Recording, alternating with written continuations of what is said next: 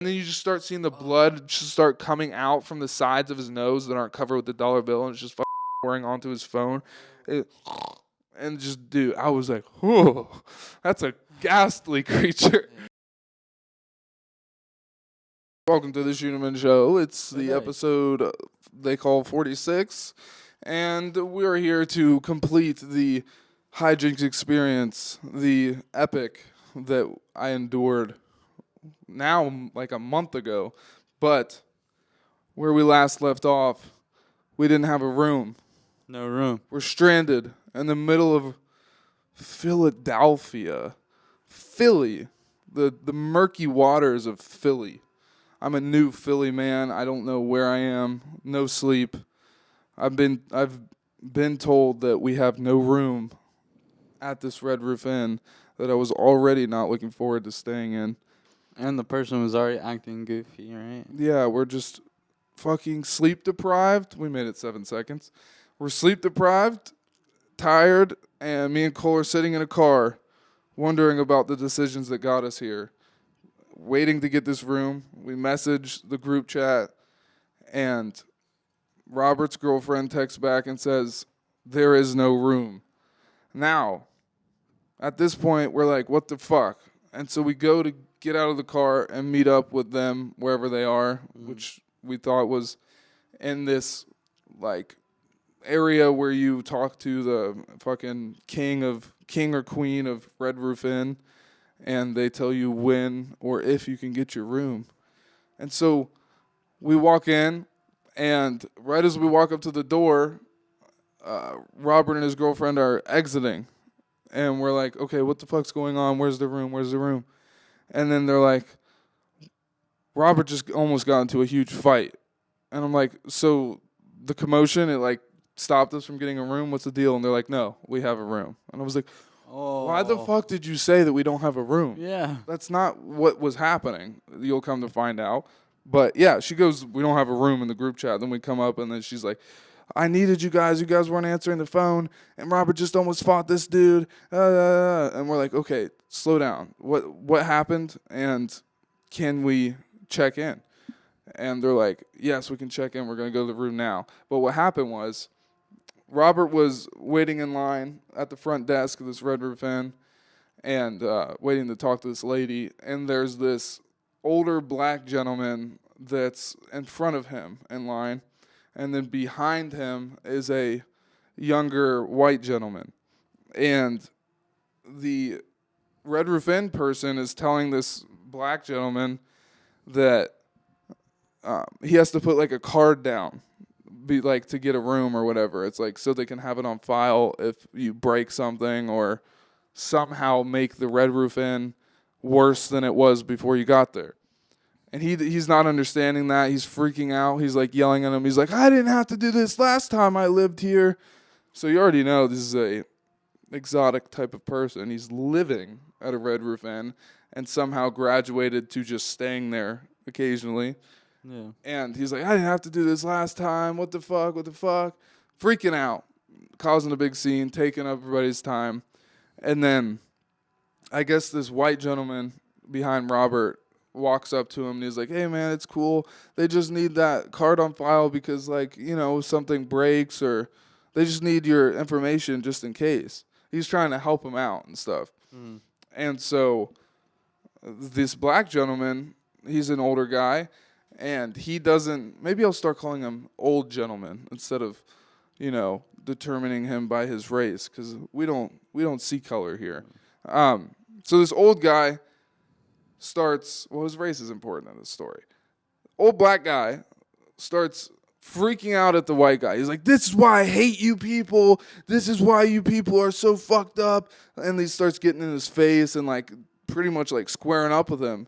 And the younger white kid, it's just him. And he's probably feeling a little weird being in Philly for the first time too.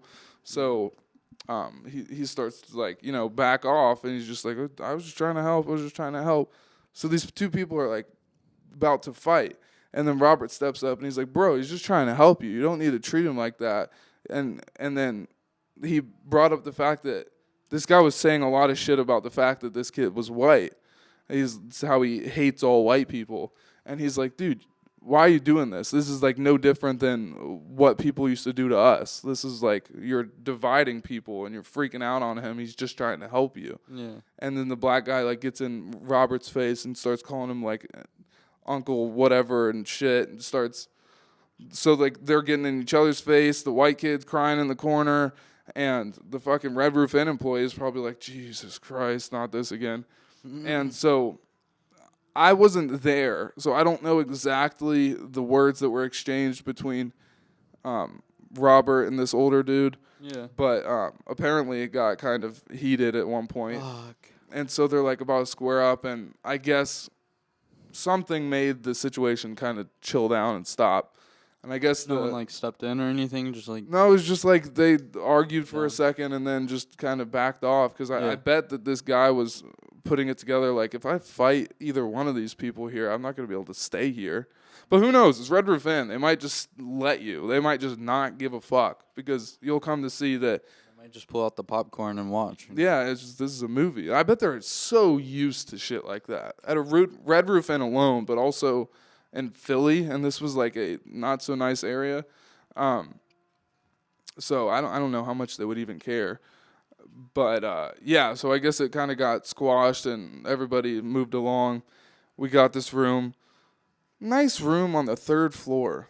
I do like my rooms to be high as they could possibly be. I like the view, but you're not getting no view because there's really no. You're just seeing a parking lot from the 3rd floor. But I was a little pleased to hear that we were on the tap.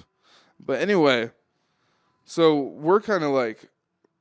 By the way, this guy that they almost like fought or whatever, he's staying here. So we're living right. You gotta watch out for him now. Literally, yeah, we gotta watch our backs, especially me, because he clearly doesn't like Caucasian folk. So I'm just like, all right, well, I'm gonna mind my P's and Q's, and then we get up to the room, and by the way, flashback to last week, we had talked about how we had to kill like hours on hours just to get this room, because check-in time's at 3 o'clock. Check-in time, 3 o'clock on the dot, no earlier, no later. And so I'm like, this room better be pristine. It better be spotless. I hope that I don't want to see nothing, because you guys made such a big deal about clearing it out and cleaning it and whatever. I bet you they Windex one surface and then just walk out. Because we walked in, the room wasn't like beat the fuck up or anything, but it was not pristine by far. Oh, fuck. I'm just like, and by the way, I start to realize, I'm like, oh, every Red Roof Inn room looks the exact same. Yeah. I stepped in and it was like, I've been here before. Oh, because it's just like, they're all so similar, and they give you this like sad vibe of like defeat when you're in places like that. Because imagine the stuff that's gone down there. Like, yeah, there's a lot of shit that just. People have probably died. There's probably been domestic violence out the butt. Dude. Just so you're like, kind of feels like there's ghosts creeping around. They're just like, hey. But step in, it's all right. But then I start to notice, okay, there's 2 pillows on each bed. There's 2 beds, and there's 2 pillows. One of the pillows, the pillow that ended up being mine, thank you, Cole, was like literally a throw pillow. Like it was just a square. You know how most pillows are like rectangular? Mm-hmm. This pillow was like a little couch pillow looking. Pretty much. Yeah. It just had the same, like had a pillowcase on it, but it's like the fucking the pillowcase was clearly too big for this pillow. I guess they ran out of fucking pillows. Jeez. And so I'm just like, all right, whatever. I'm already not super happy about the fact that it's 4 people in one room. 4 people, 2 beds. But I mean, I'm known to be but I'm a wicked sleeper. Yeah, like I know. I hit people. Like me and Julian have been friends for a long time. Kids, you know. We just met. We had sleepovers. And me and him would. We're on our 10 year, by the way. Yeah. Happy anniversary. Happy anniversary. But dude, when I'd cuddle this dude to sleep, no, literally, I'm hard. I'd be like. He expects me to be 3 soft. inches away from this dude, turn the other way, so my fucking head's at his feet and his whatever. And next thing I know, fucking Julian's all cuddling with me, like rolled over. Julian is a cuddle motherfucker when he sleeps. I can't help it. I've had times where for some reason, I brought my girlfriend over to sleep over one time, and she also brought her friend, like her other girlfriend. Oh no, this sounds bad. I wound up cuddling with both of them. Like, I was just switching back and forth, apparently. I don't remember this. I'm not picking to cuddle people. That sounds like paradise right there. I mean, I'm not complaining, but I just wake up, and every time I wake up with somebody that's like not slept with me before, I'm always hearing a story. Yeah, like, oh, you tried to choke me, or oh, you tried to gouge my eyes out. Yeah. These are real quotes. Nah. But yeah, I guess I was like spooning with her friend, and I would turn over and then start holding my girlfriend, and I would like, I think I woke up with my head on her chest and being like, oh, jeez, I'm sorry. Oh, jeez, I'm so. I don't know what it is. I think it's, I mean, not to be weird or anything, but I think it's because I often sleep with people in my bed. I've definitely gone to sleep and like woke up to me like accidentally hitting somebody or something. Yeah, I mean, a common one, I hear this all the time, is that I'll be like turned over on my side, and then I'll turn over to my other side and like dead weight swing my arm either onto somebody's chest, or I've had it happen where like it hit him right in the, like I clotheslined him pretty much, and they were like, you fucking joking me. I was like, I'm sorry. I guess I'm not only a cuddler but an aggressive cuddler, and it's just my brain. I'm just a cuddle bunny. Yeah. Cuddle bunny Hooli. You can't. This dude takes fucking forever to get up. We've already discussed, I am not a morning person. I'm not even an early afternoon person some days. It's an issue, a medical issue. I'm going to get examined at some point. Yeah. But, yeah, so I have to, oh, yeah, by the way, recently somebody told me that I literally, like, they tried to wake me up. And sometimes when I wake up, it's not like me yet. Yeah. Like, even on, like this time I was waking up earlier than I would even wake I get up. That same way too. So I was like, really not me. But Yeah. even when I do wake up at a time where I'm going to stay up, it takes about 2-3 minutes for me to be like fully activated. Yeah, you're one of those, give me 5 minutes and then or an hour. Speaking of sleeping, you know, Julian and I were chilling with some friends. Yeah. And I decided to stay at the crib, you know, which... Are we talking about last night? Yeah. All right. We're sleeping, or talking about sleeping, and I thought this was funny, so I had to put... No, yeah. So, we're having a good night, you know. We went out and got us some drinks, you know. And got you your sport water? Yeah, my sport water. And we ended up going By the way, you house. left in my car. Anyway. I always leave something in your car. Right? And your fucking disgusting ass white chocolate Reese's white chocolate's eggs. the best. It's better than dark chocolate. This man's racist when it comes to chocolate. Go on. Shut up. Shut up, bro. I love black Milk people. chocolate, white chocolate, but dark chocolate, I don't know. It's something else. But look, we decided to have a little sleepover because we don't do it as often, so it's very nice and cherishable when we get to do this. And so I decided to go over to Juju's house and stay the night with him. Yes. You know, it's like 4 a.m. watching YouTube, and I ended up accidentally passing out. I don't even remember falling asleep, but I remember falling asleep. With the quickness. Quickness. Julian and the other people that were there doing their thing, you know, and I'm sleeping. Next thing I know, I wake up to a freaking a sauced chicken nugget in my face. Let's get this right. It was a chicken taco from from the likes of Trader Joe's. So I'm pretty much trying to feed you gourmet cuisine. Okay. And next thing I know, it's all over me. I'm innocent in this. I was involved in trying to feed this man because I thought that I should feed you because the things that were in our stomach at that point were not good. Oh, yeah. So you need to soak that up with some gourmet cuisine. You a lot because that is much needed. But I was trying. It was just great to wake up, and I remember I see you like at the top front looking down at the me. other person Randy. And I see Randy just right there with the chicken taco, sauced as fuck. It's dripping. It's dripping, dude. Randy didn't think too much into it. And then it's like, oh, what the fuck? Because it fell. I guess I hit it out the hand. Or you something woke up like, that. ah. It fell. It's all over me now. I get up. And then at this point, I forgot I rolled a blizzy before I... Or a skizzy busy. Skizzy, anything. But A blunt, okay? We'll just call it a blunt. Fuck it. Yeah. Who gives a fuck? A blunt. We rolled a blunt. Smoking sherm. And I put it in my ear, and I passed out with it in my ear. And I was looking for it. I found it in the back of my neck and my hood. And So it was good. You know, I had to folds. spark that up. Your neck folds. Yeah, but it was nice to wake up to a sauce nugget or taco nugget. It was. It spilled on you, and I felt bad. And what do I got you some napkins. I had to wipe it off. Felt, Well, it was nice because I was like, I should probably smoke this, chill, watch some YouTube, and I went right back to sleep. It wasn't, You know what would have been nice if you would have ate even a single chicken taco that I made for you. I woke up in the morning. You're gone because you're a fucking earthworm that gets to the bird or whatever they say. Yeah. Didn't even go in. I heard that you were gone by like 8:30. You're snappy. You just get, and we, like you said, we went to bed at fucking 4 in the morning. I don't know how you do it. I don't know either, but I haven't been back to sleep since. Yeah, you're probably buzzing. No, I'm cool. I'm cool. You're fine. Usually, I'm not gonna lie. Like when I get comfortable and stuff, you can definitely tell when I'm getting tired because I'll start to yawn a little bit or something. But right now, I feel up. Yeah, I can sense that you're awake. We've had podcasts where I could see that I was kind of going solo into this, but I like it when you're fucking active. And you typically are. It's not even that. It's just your nice, calm, soothing my voice nice, calm just hits puts me on to your sleep. And I'm just trying to. I need to go to the gym.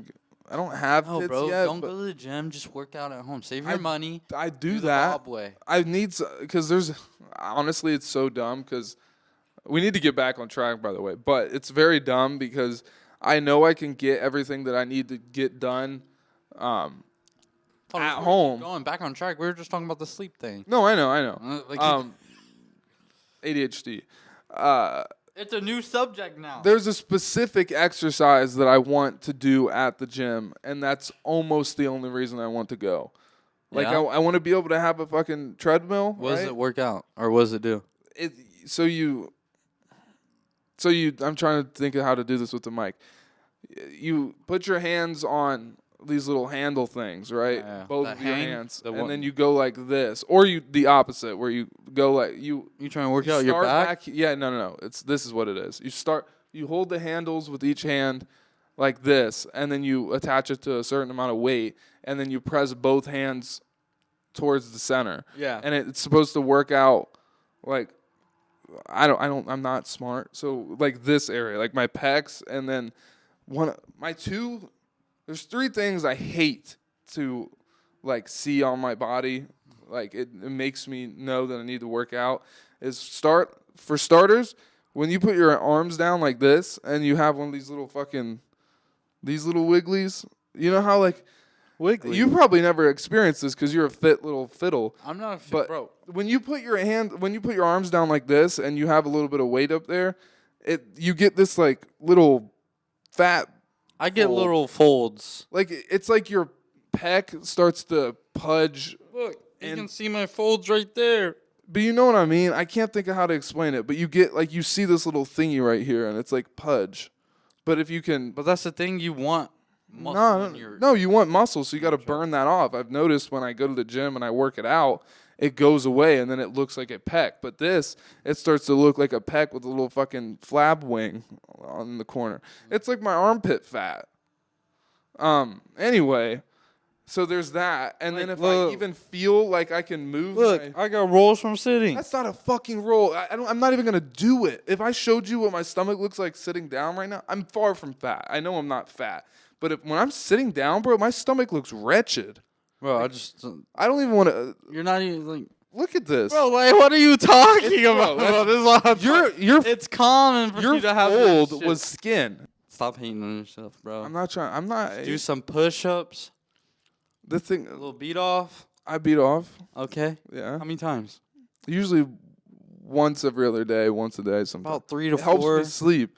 You told me, you were like, you got to do something to work your body out before you go to bed. It will help you go to sleep. And I was like, And then I just beat off right before bed. And it helps you sleep? Yeah. Well, I mean, 'Cause you're burning energy and Yeah, you're burning energy, losing children, and sometimes I'll be so tired afterwards I don't even clean it up. It just look. No, I'm just kidding. That's fun. Bro, I bet there's people that do that. That's the scary thing. There's monsters out there that'll probably fucking bust on their stomach and then just sleep in it. fucking wake up stuck to shirts- their bed. Shirts like fucking not coming off. They're like, Bro, no. you know what I never got? By the way, this is what I mean by we need to get on track because now we're talking about cum. Anyway, I never got the sock thing. In movies they would always make it seem like people put their dick in a sock and like just beat off in it. But then I found out they're just taking the sock and wiping up, which is nasty as fuck. Yeah. Who would use their Why are dirty you ass using your sock? clothes that you're gonna wear? Because don't you have to wipe off the accent? I just don't. Why are you putting your dirty socks on your dick? And then why are you putting your fucking children I need a on your clean socks? ass paper towel or. You got a fucking like a fucking rigid sock. They're the headphones you don't use.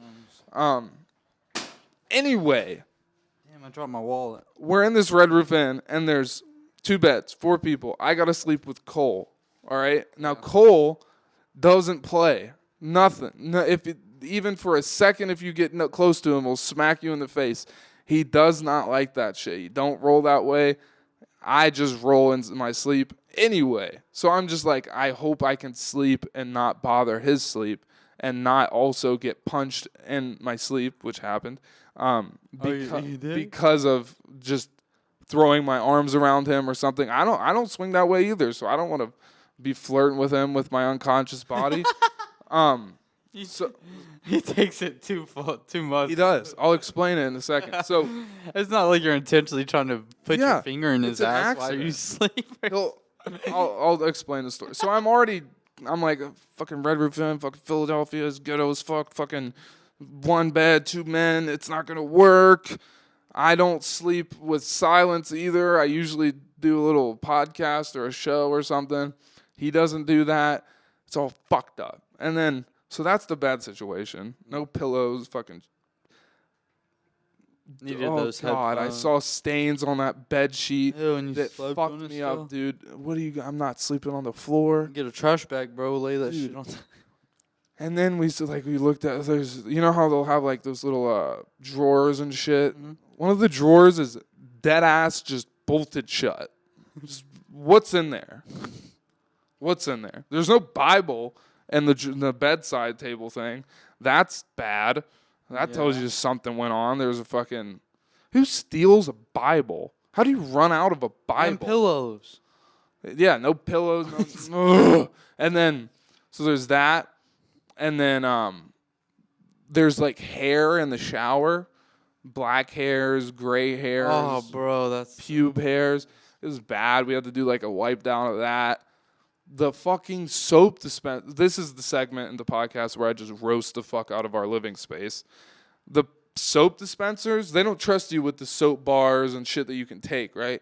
They have things built onto the wall that look like, the little pump things. yeah, like what you would use at in a bathroom to like wash your hands. But this is like shampoo, fucking body wash, jizz. Yeah, so those are empty, just straight up empty. So you got to bring your own, basically. I didn't bring my own. There's like if you press the button down for like a solid 30 seconds, you'll get enough to do something. Maybe get an armpit. Isn't that what you're paying for though? You're paying for the service of that stuff though. Good point. Exactly. I'm paying to have all my drawers not be locked. I'm paying to have soap in the fucking dispensers, and I'm also paying to not have fucking cockroaches where I sleep. Yeah, about half. I don't know. I think this was not to skip forward or anything, but like after the first night of the festival, we got back home and there's a fucking cockroach just crawling on the floor, little guy, and I'm like, oh, that's how you know we're fucked. If there's one, there's a lot. Mm-hmm. There's a lot of cockroaches. If you see one, his whole family's around the corner.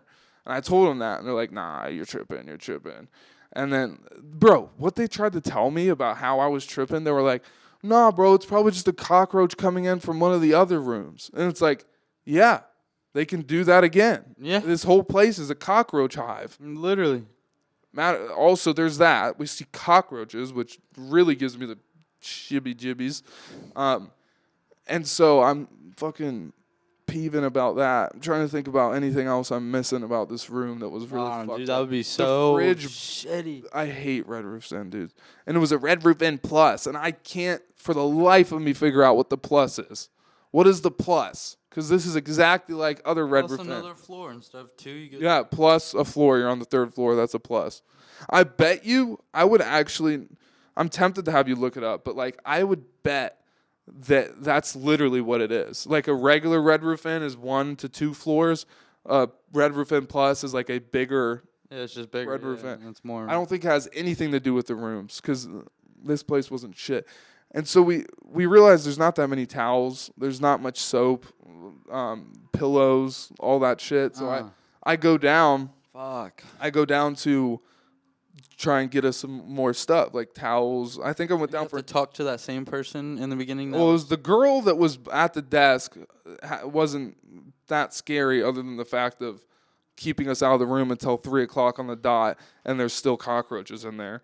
But so I wasn't too worried about that. But I was watching my back for fucking old timer. Yeah. Just creep up on me and be like, "You are racist," and I'm like, "No, I came here with my black friend."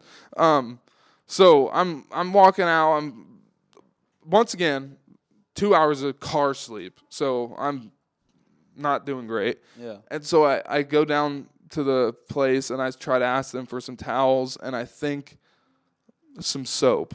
And I go up and I it's a different girl this time. So I'm talking to her. She doesn't know a whole lot of English. And I'm like, "Hey, our room doesn't really have that many towels, and we also need like some soap, and if you have any pillows, that would be great." And they're like, she starts shaking her head. She's like, "I don't know." Oh, fuck. And I'm like, "Of course you don't know." Yeah. And she's like, "Hold on 1 second, I'll check."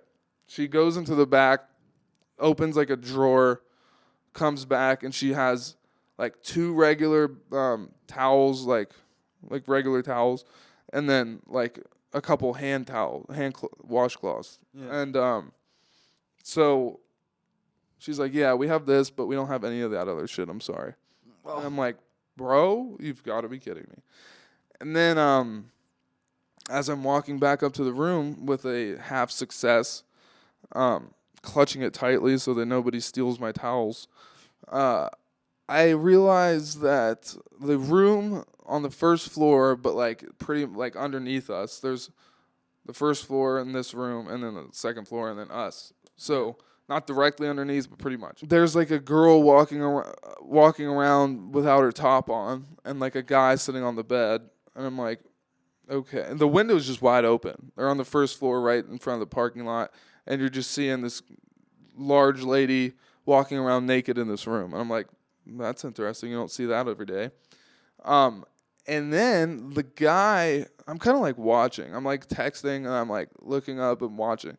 The guy, the doing? You fucking stop. Yeah, I'm just fucking beating off in the parking lot. Fucking stuck. It always comes back to beating off today. I'm watching and like half watching, and then this half watching, not full watching. Yeah, like with one eye. And this guy gets up and walks out of the room, and I'm like, okay, and keep texting. I look up. Different guy comes into the room. They shut the door. This time they close the blinds. And I'm like, oh, that's a whorehouse. Oh. Or a horror plus or whatever. Whorehouse plus. Yeah, Whorehouse okay. plus. That should be the name of this episode. Whorehouse plus. Yeah. And so I'm like, okay, so there's a whorehouse. That's interesting. I start to walk back up the stairs to our room after coming to that conclusion. And I smell this scent. Oh, no. I smell a Don't scent say that. when I'm passing the 2nd floor. I'm like, what on earth is that? And I think I have an idea, but I'm not sure. And so Would it smell like burnt rubber? I can't even really put a finger on it. But I go up and I explain the scent to my colleagues, and it's crack. Oh. Yeah. There was crack. Smoke. Crack. Yeah. So, whores, crack, racist people, cockroaches. This all makes for a great weekend in Philly. So, just better hope the show makes up for it. I'm just trying to stay. Yeah. It better fucking make up for it. So, I'm just trying to stay laser focused. I'm like, all right, everything's going to be okay. We're going to be fine. And so I go up into the room and we're hanging out for a little bit. Everybody's getting ready. Start trying to pregame a little bit. And I'll just say that when you go to these rave festivals, sometimes substances get ingested. Sometimes When you say rave, I think that automatically clicks. You know what I mean? Most people would know like what goes on and I had just a little side note. I've had people, really just one person, give me the most shit for doing a substance at this rave. And I'm like, dude, it is not a crazy thing for you to go to a fucking EDM festival and do something. You know what I mean? Like, I'm not doing this every fucking Tuesday. I'm doing it at a concert where everybody else is on this stuff. So, I don't know. I don't know if I should leave it vague or explain because it might sound worse than it really is. yeah. It's a fucking party drug. I'll say that. And we might even bleep it. I don't care. But a party drug, it's called a party drug for a reason. It's not that crazy to fucking pop one out at a fucking festival. And so we were hanging out pre-gaming, kind of trying to secure our party favors. Candy, we'll call it. And talking to all these people that are going to the fest on this app. I think I talked about it last episode, but it's like a combination of Instagram and Tinder for raves. Oh yeah, It's definitely not just to like hook up with people, but they do have like a swiping aspect to meet people. So and then it's just to connect. Well, raves are really fucking big, and yeah, especially this one. It's like 20,000 people.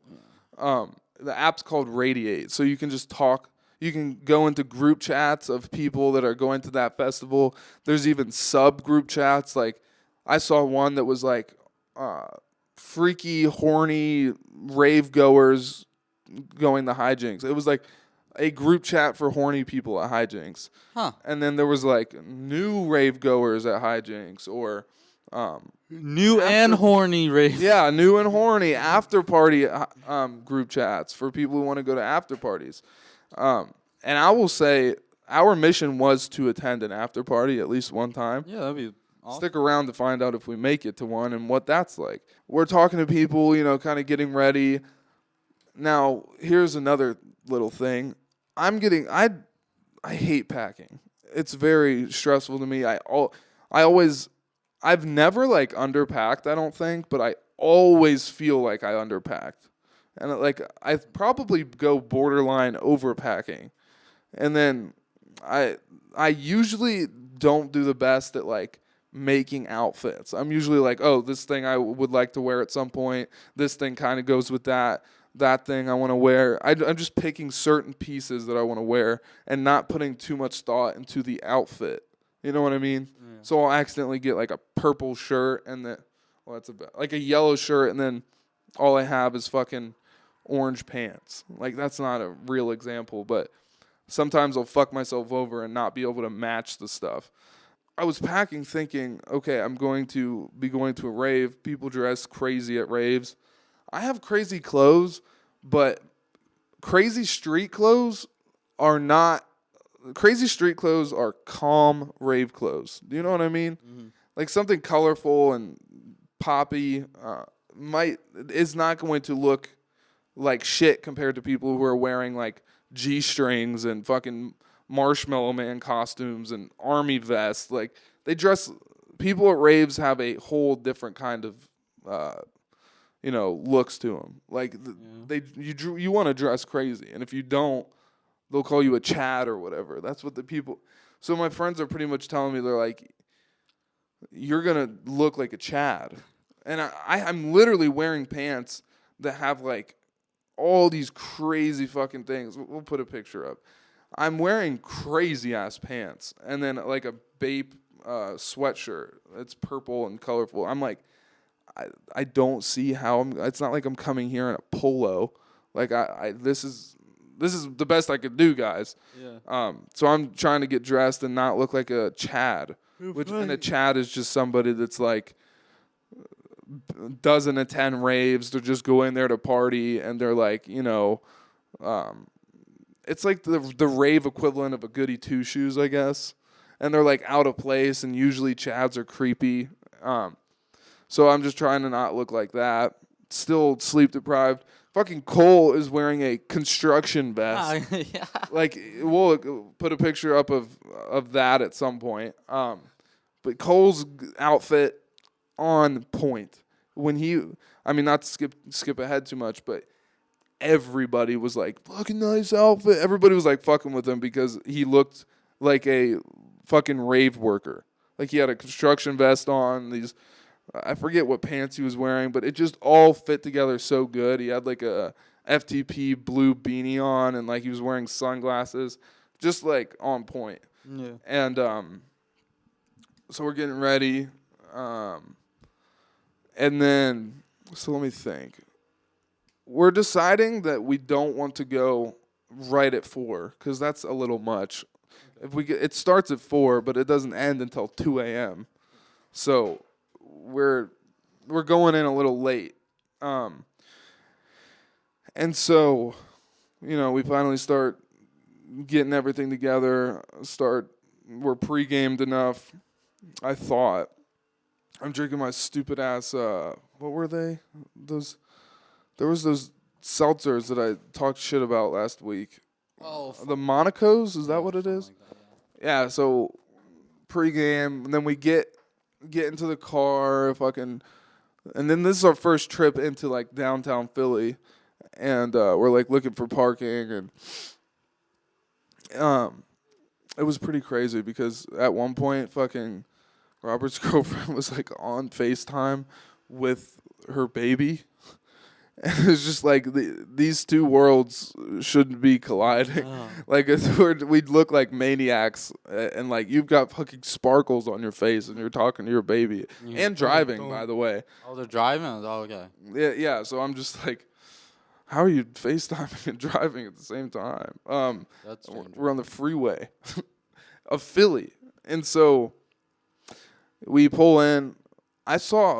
I think I may have seen one of these before, but it felt like my first time seeing a Chinatown.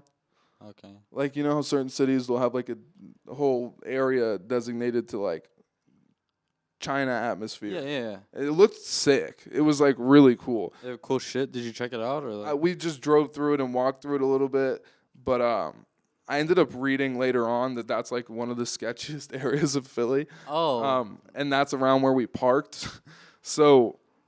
But the reason that we were like trying to get to the fest, so we didn't have time. But also, I have to paint a picture of like it doesn't feel safe. Like it just you're getting looks, you're getting people that just kind of look like they want to hurt you.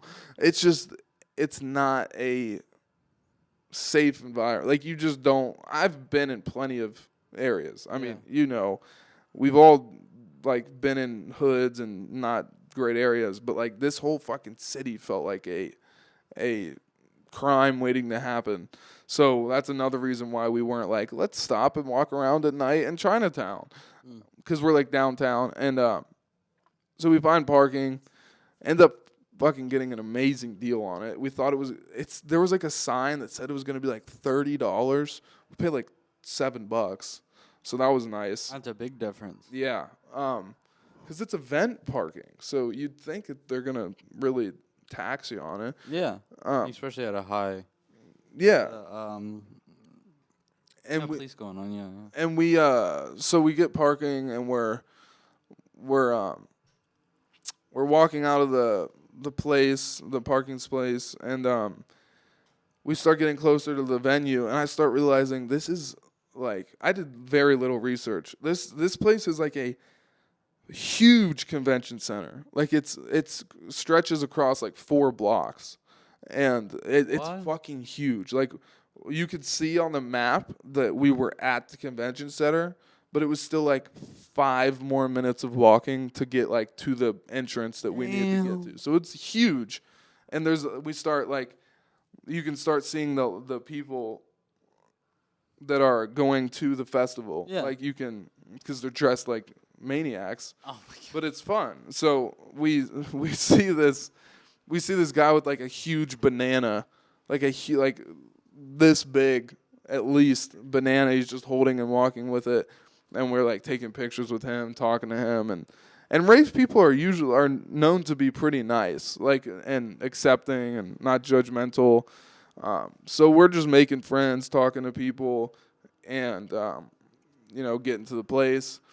And there were some things that we had stashed on certain people because we thought, when you read the instructions on like what type of things you can bring into the venue with you and like what to expect search wise and what kind of bag you can have, it seemed like strict as fuck. Really? So we were like being ultra careful on this first night, and like you could only have this small kind of bag, like I think it was like a 1.5 liter sized bag, something like that.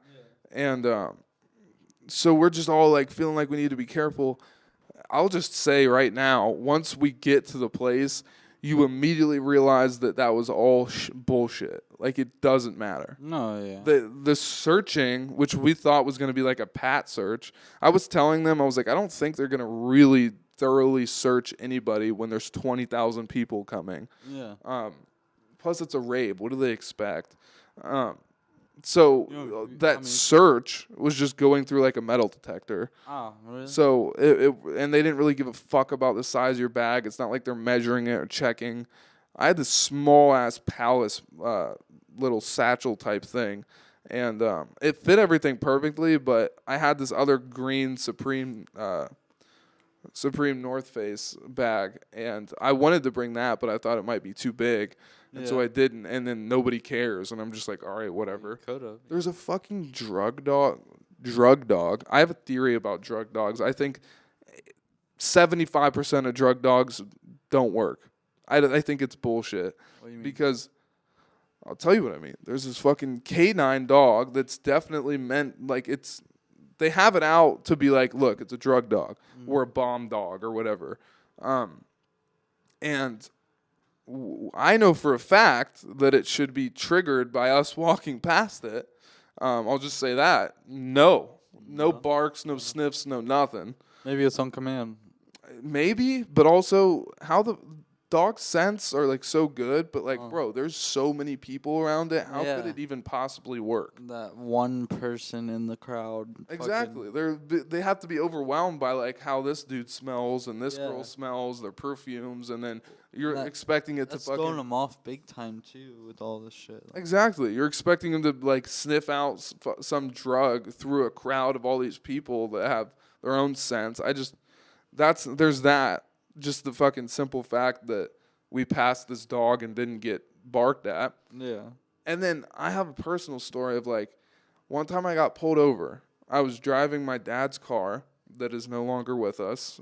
Sadly. R.I.P. Shout out Corona Car Crash Part 2. So I was driving that car, like working and stuff. And this cop saw me like putting in directions on my phone while I was driving. He pulls me over. He's like, yeah, I just wanted to give you a heads up. Like, you can't be, I'm giving you a warning, but like, you can't be driving on your phone. And I was like, yeah, I'm sorry. Oh, I just remembered. One of the reasons I was on my phone long enough for him to be concerned about it is because my dad kept calling me. Okay. And I hung up on it twice because I think I had seen the cop or something, but I had to decline his phone call twice. Yeah. And so he pulls me over, and he's like, he's playing the nice cop, and he's like, I'm gonna just give you a warning. And he's like, oh, by the way, would you mind if I had a drug dog come and search the car? Oh my gosh. Just random.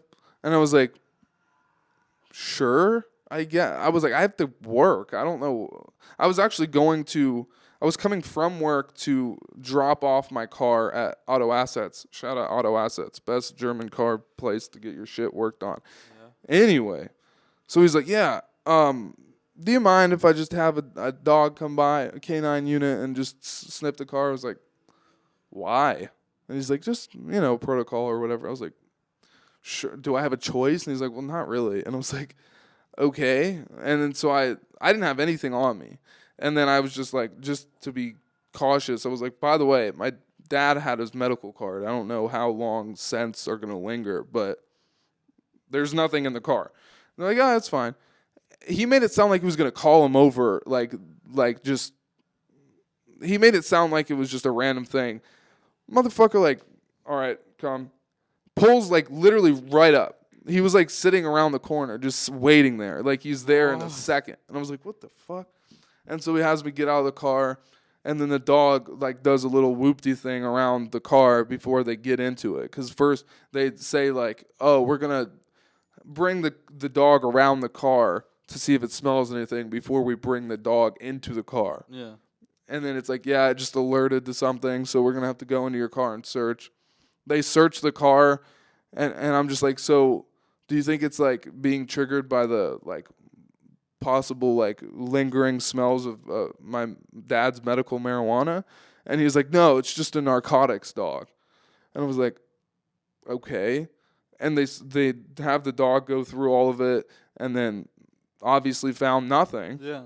And so I'm like, is this what you guys do? Do you just tell the dog to do something, and then we believe that it's triggering? Yeah. And then, because it was wrong. Yeah. So I'm like, these dogs are bullshit. He just pulls out a bag of, like, fucking heroin or... Dude, have you seen the videos of people, like, getting shit thrown? Like, there's literally evidence of cops just dropping drugs in people's cars. It's fucked. But, Bro, I would... I don't... What, in that situation, what do you do? What, with the dog? No, if they, plant... Oh. I don't fucking know. You get a good lawyer first. For sure. Because you're going to have to try and get, like, body cam footage or something. And cops can really just dog the shit out of you if they really want to. That's why you can't, like, be disrespectful to these people. As big of dicks as they might be being, you can't. Because they'll always be able to find something to get your ass for. Disorderly conduct, whatever. And when we were kids, like, as embarrassing as it is to kind of admit this, like, I would be so mad when the cops would, like, pull me over or try and, like, you know, do whatever to me. Yeah. I would be talking so much shit. Really? I made so many situations way worse than they needed to be because I would just be so pissed because I was a fucking dumb kid and into rap music, and I just felt like I'm not supposed to like police. And so I would just talk so much shit to them. And I learned the lesson because I would make these situations so much worse. I mean, we've talked about it. There was even the one time the fucking guy, like, handcuffed you on my couch because you were looking at your phone or something. Yeah, we got truancy because we skipped lunch. And his mom decided to come looking for us, knew where we were, came up with a police officer. They come inside because they see one of the people we were with. We got to go through the window or past the window. And as we're sitting in the kitchen talking and trying to figure out everything, because they smell and everything like that, I'm just sitting on my phone, just ignoring basically, like, it was kind of dickish, I would say. It was like, oh, like, fuck off, you know. But at the same time, it's like, dude, we're at our house. We skipped the fucking class and smoked some weed. What's the big deal? It was lunch. It was like lunchtime. But I was just, like, ignoring him and shit, and he's like, yeah, like, I'm taking that, and took my phone and stuff, and then told me to come in. Oh, by the way, what gives you the right? And so it upset me, and so I started being more of, like, a dick, I would say, and he moved me to the living room and sat me down and was just like, yeah, you're detained and all this bullshit. It was just... That's just the other dumb thing is, like, if a cop can just walk up to you and be like, you're detained right now, we're going to fucking take up your time. It's like, fuck you. Yeah. Anyway, canine dogs are bullshit. We get into this venue, and it's, like, huge and big, and it's, like, even though we were, like, 2 hours late, like, it was still building up. Like, it was clear that, like, they saved the good guys for later on in the night. Like, the people performing were good, but, like, we didn't pay much attention to it. We started, like, you know, looking at our surroundings and figuring out where things were, where we can buy drinks, where we can get a locker, where we can find our candy. And then like, and Cole had a Camel bag, and we needed a place to like fill that up because we knew there were like certain fountains that they used for that, and so we're just wandering around, and I realized pretty quickly that I know this is maybe just a me thing, but in a situation like that, I can't be like really sober. Like if it's someplace where we're like it's crazy music that I'm also new to, and there's all these people, like I can't just be stone cold sober. Like I need some kind of buzz or something. And so I'm like, fuck, these drinks are $15. It's like a White Claw for $15. Liquid Deaths. You get a whole case for that much. Exactly. And Liquid Deaths are $5. Holy fuck. A beer is the same price as a Bacardi cocktail, which is what I mean when I say White Claw. Like it was just shit like that. The type of drink. The shots? There was if there was this, we didn't find it, but I think it was literally only the drink options were different flavored Bacardi seltzers. I think they might have had White Claws, both $15. Bud Lights and maybe a couple other kinds of beers, $15. Waters, $5, and it's just expensive as fuck. And like these seltzers, they're the type of seltzers like you're gonna have to drink at least 3 to 4 back to back to get drunk. Like $45 deep already. Literally, there were nights that I spent like $60 getting kind of buzzed. Oh, because they would be too spaced out. I would get one and try and make it last, and then enjoy the show, and then get another one. And it's like, dude, what am I doing? And we're over here spending like $20-$25 to get fucking bloated. Dude, last night Not bloated. I mean to get. Last night I spent $30 to get just absolutely demolished, and $30 gets you 2 seltzers at this place. So I'm just like, fuck. Yeah. That was my first lesson. I was like, we got to pregame harder. For sure. And then they wanted to like go check out the clothes there. They had like this whole shop. Ooh, that would be fun. Yeah, it was kind of cool. Some of the stuff was really cool. They had like serapes and like drug rugs and shit. You didn't get anything? Like I didn't get anything because I'm already spending fucking $1,000 on seltzers. And also, might as well save the fucking cans. Yeah, literally go fucking scrap it. And as we said last episode, we were all broke. Like, oh yeah, certain people there were literally only like were just adding to credit card debt. Like no real money was spent. Just fucking run the credit card. Oh my god. So we're bumming it, and they're checking out clothes. Kind of cool. I'm kind of roasting. I'm like, yeah, Scheuneman brand is fucking way better. Go Scheuneman check all this shit day. out. You know, if you want something real, it's gonna last longer than 2 days. ScheunemanBrand.com. I also forgot to mention, when we walked into the venue, you had all these fucking goblins of people that are trying to sell you fake merch and like Hijinx stuff. And just like, do you want to buy this hoodie? You want to buy this shirt? $20, $30, $40. Oh, you want to buy this? You need a ticket? You need, like, just harassing you. So they go in there and start looking at clothes. They get a couple things, and then kind of finding our bearings. We go up, we, start enjoying ourselves. It's fun. The music's all right at this point. An hour or two into being there, we're kind of just all chilling.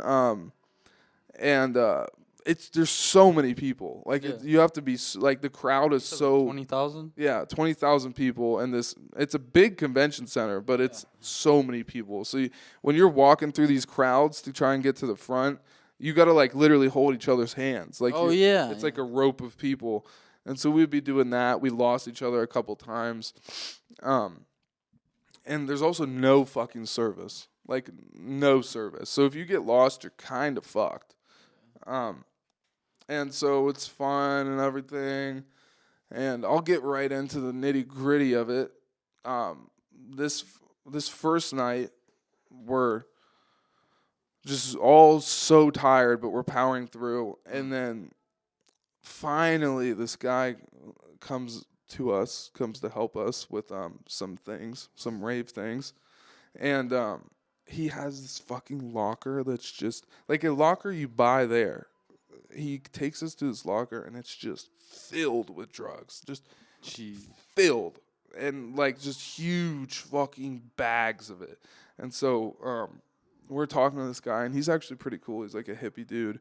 I'm thankful because, once again, I'm not like some fucking alcoholic. I'm not some addict or whatever. I just, when I'm trying to get lit, I can't, in an environment like that, I have too much anxiety to do it just completely sober. So I'm just like excited. I'm like, okay, now I don't have to rely on these $15 fucking gold nuggets of seltzers. And so we're talking to him, and he's like, how much do you want? And we tell him, and he's like, for the four of you? And we're like, yeah, we were thinking about throwing it in the camel bag and just sipping from it. Yeah. And he's like, no, you guys will be gone. He's like, no. Here's what we're gonna do. And he's like, I'm gonna give you half of the amount that you wanted tonight. And we had already paid him all the money. Yeah. And so he's like, I'm gonna give you half, and you guys can enjoy that. I will be here tomorrow. And you can get your second half tomorrow. Yeah. And so we're like, at first we're kind of like, are you robbing us right now? Because we give him the amount for the full. We're giving money for full. He's like, no, half, because I'm not having nobody overdose. I'm not having nobody fucking freak out. Yeah. Take this. You will be fine. He's like, this shit is fucking pure. And so we're like, all right, fuck it. And so we do that. We hung out with him for a little bit. He was really chill. He told it like he makes his living doing this. That's wild. Going to festivals and raves, just fucking being the plug. Those people always amaze me because it's like, bro, you never know when it's just gonna be a slow week, and you won't be able to make rent. If you're not making these. Yeah, it's a little so, but he's cool and he's nice and kind of like a hippie dude, and so we do that. And then, just to get into it, we split it up. We chill for a second. It starts to kick in, and I took mine a little bit later than everybody else, and I split it with my friend. And Robert had indulged first, the sugar water or whatever, and he freaks the fuck out of me because I look at him coming back from the bathroom. He's pouring sweat. He's just like he's just so fucked up. And I'm like, "Are you good?" And he's like, "I no." And I was like, "Okay, like you just need to sit down or something." He's like, "Yeah, I'm gonna sit down." He sits down. He's just like, just sitting there. I'm like, "Bro, is that gonna happen to me in 10 minutes?" Bro. I was like, "Holy shit." And so I'm getting nervous because I get anxious about shit like that. Yeah. I'm like, I don't know if I can be that fucked up. And he's sitting down there. I sit with him for a second, and his girlfriend's sitting with him. And then Cole looks at me, and Flume is coming on. And Flume is like one of the main things that I was like excited to see. Yeah. And so he's like, bro, let's go. It's going to be sick. And I was like, Robert, you good? And he's like, yeah, just go. He's still... And I'm like, dude, I hope I don't die. Yeah, you're like in the crowd. Yeah, and so I follow Cole up into the front, and dude, Flume fucking killed it. It was so fucking awesome because there were songs that I didn't even know he did or remixed or whatever. So like that "Me and You" song, gonna be me. And you, that song came on. It was so sick. That's when it kicked. It started to kick in right as Flume was kicking in, and so we're just sitting there like the visuals are fucking insane. It's super like the music is just so cool.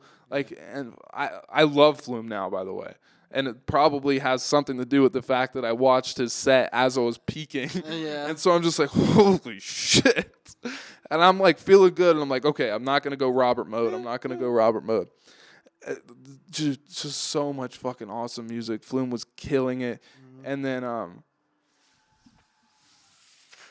It's like I'm watching fucking birds fucking do mating my dances, and they're gosh. changing colors, and then like as the beat drops, this bird starts making out with the other bird and starts like throwing up pills into its mouth. So you're just watching these crazy videos that Flume has for their sets. Yeah. And just the music is so fucking awesome. Dude, and Flume kills it. yeah, and me and Cole are just fucking like holding each other, like laughing and bro, that just sounds like going nutty. We'll put a couple pictures up. Yeah. And then like some time goes by. We get about like halfway through his set probably. Yeah. And we're like, we should go check on Robert. Yeah. It's been a minute. And plus I hope I want to enjoy this with him. So we go find him. Okay. Full of people. You can't find shit. I'm looking for one little guy just sitting on the floor looking like he's dying.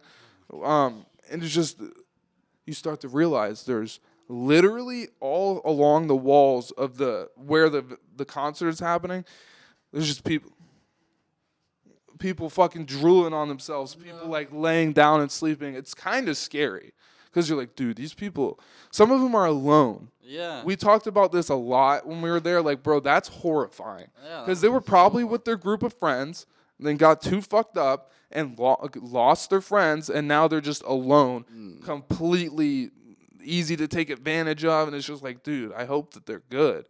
Mm-hmm. And so you start realizing all these people that are fucked up, and we're just looking for Robert. And then I think we started texting him or trying to text him. No texts are going through. We're like, fuck, bro, we can't lose him. Flume's going on. It's crazy. And so we're sitting by the bathrooms, and then Robert comes out, and then his girlfriend comes out. And I'm like, bro, are you good? And he's like, yeah, I'm feeling a lot better now. I just had to throw up. And I was like, all right, sweet. Flume is going on. And then he was like, bro, you'll never believe what happened to me while I was sitting on that floor. He was like, first of all, at one point when you were trying to take care of me and you like he's talking to me. He's like, you patted me on the back and asked if I was okay. I was so fucked up. I thought that you were somebody else and I almost punched you.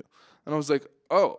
No, I was just seeing if you were okay, bud. He's like, no, I know. I was so gonzo, I didn't know who it was. And so I was like, oh shit. And he's like, and then when you guys left, I just had to throw up. And I couldn't stop it. And then all I had in my system was like water. So it just he said his mouth filled up and he just let it out. It sounds nasty, but he said it was like one of the easiest pukes he's had. Oh, okay. And so he was like, Good for him, but that shit does sound nasty. Yeah. So he just pukes up water on the floor, which, by the way, you start to imagine, like, that whole floor is probably covered in piss. Alcohol, piss, vomit, everything. Yeah. So he said he threw up, and then he's just kind of sitting there, like, getting himself back together. Random white dude just runs up, looks at him. He's pouring sweat. He's fucked up. Looks at him, looks at his puke. He does this. Well, let's just say this is the floor. He starts just moving his hand around in the puke, just fucking with somebody else's puke. What? And it's like, bro, how do you get that fucked up? Why? What are you on? What is he on? So and then he throws up himself. Doesn't play with his own throw up, but so he's like, starts eating it? No, that would be fucked. Dude, there's some crazy shit on the internet. You could probably find a fucking video of somebody. Oh, for sure. I puked last night because of our crazy night, so I don't even want to think about it. I felt like I needed to. When the room is spinning and you're trying to go to bed. So bad. And you're hot. The worst. And you're just hot as fuck. Yeah, and just you're like, oh. But anyway, so he's telling me about this guy that played with his puke, and I'm like, okay, this place is full of monsters. And at this point, he was like, I still don't feel 100%. Can you like chill with me for a second? Yeah. And I'm like, yeah, sure. And we ended up finding about this place, this legendary place that was called the Jellyfish Lounge. So we're like, what the fuck is the Jellyfish Lounge? I forget how we found out about it, but we heard about it before we saw it. Okay. And so we're like, what is the Jellyfish Lounge? And this guy's like right by us as we're talking about it, and he's like, bro, I want to go to the Jellyfish Lounge. Let me know about that. And I was like, yeah, sure, bud. Even though I'll never see you again. We're trying to figure it out ourselves, too. Sure. Random thought. This is kind of trippy, but I just realized going to an event like that with so many people, you're like, you know how you can only dream faces that you've seen? Yeah. It's like you're adding so many more options Dude. of people that you could be in your Imagine all the dreams. people you see on the daily. I know, and just they'll wind up as some person in your dreams one day. You're just like, where did I? What? Who? Like what? Where is? Who is this? Yeah, and I've seen some crazy looking motherfuckers in my dreams. So I don't even know where I saw those people, but It's been a minute though. Like ever since I started smoking, and a lot, my dreams haven't been so much there. But Wiz Khalifa just recently said, he was like, bro, people trying to say that weed takes your dreams away, that's not true. Yes, it is. I mean, it doesn't fully. It's like I have dreams, but not. I used to dream every fucking night. And If now- you stopped smoking today, in a couple days, you would be dreaming vividly like every day. It's weird. It's like I don't have a dream, but it's like I go to bed and I just wake up. I'm awake. You know, it's like I don't remember. Like I don't have a dream. I don't Actually, it was weird because you technically always dream. It's just Yeah. whether or not you remember them. Yeah. Well, I don't remember. I guess we dream, but like I just don't remember. I don't remember clearly like I would normally. Yeah. So it's weird when this happens. I was driving home I was driving to work this afternoon when I woke up, Yeah. and I was like putting on my brakes like to stop at a light, and there was a car in front of me, and it clicked, and I was like, I thought that was I thought about some memory I thought of like rear-ending somebody in somebody's car, and then I was like, wait, that was a dream I had last night. I was like, holy That was shit. so real. It's Yeah, I was like, because I was stopping behind them, and I just had, like a fleeting thought of being like, oh, remember that one time I fucking rear-ended somebody with Marquise in the car, and then I was like, oh wait, that was a dream that I had last really? night. We went flying over fucking. That shit was so insane. But The fact that we made air, and yeah. and just the way it happened of like, we're crossing a stop sign. I think it's a 4-way intersection. And you're like, hey, bro, stop sign. I'm just like, no problem. I just blow it and then just whoop, fucking into a field. Anyway. But it's like those dreams that, like, when you're a kid and you're like, you felt like you're at school and you're not. Yeah. You wake up, you're like, oh, I thought it was at school, Yeah. Oh, yeah. Dude, I would have dreams like that all the fucking time when I first started McDonald's. Oh, really? I would have dreams that I would like, they would shove me into the cook section and I would have to make burgers and I would be fucking up or like getting fired. And then I would wake up and be like, oh God. Because that was my first job. And so I was very anxious about that. Yeah. Like I would always worry about getting fired or always worried about. Want that on your first job, your first look and everything. I don't even know what happened. I think I just stopped coming to that job because I had worked there for like 3 years and I was just like, fuck this. Yeah, you did work there for quite a bit anyway, so. But the Jellyfish Lounge. Yeah, what is that? It's this sick ass room that they made specifically for people who are too fucked up. And there's all these comfy chairs, inflatable glowing chairs. Fucking picture. Hopefully we got a picture. Somebody will get a picture.